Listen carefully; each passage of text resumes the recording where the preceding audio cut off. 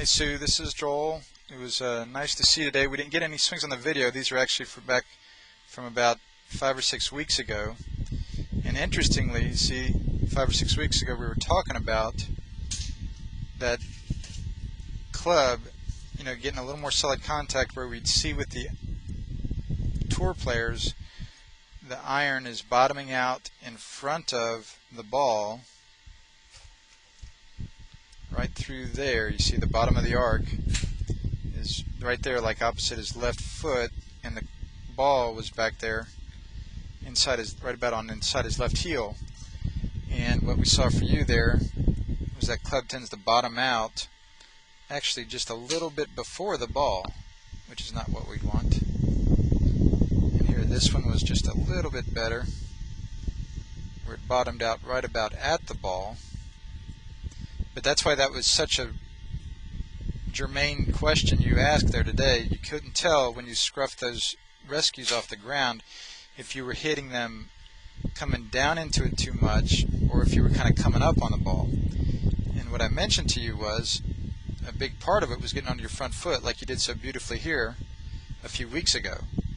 And I want you to notice when you finish that quite often today you were not up like this, you were back on your heels and falling back onto your back foot, and that's why you would tend to bottom the club out back here and catch it fat and actually be swinging up on the ball instead of getting down through it better. So that was the main miss, I'd say, in terms of the miss hits and your good question about where you're hitting it, because that refers back to that thing I was helping you with today.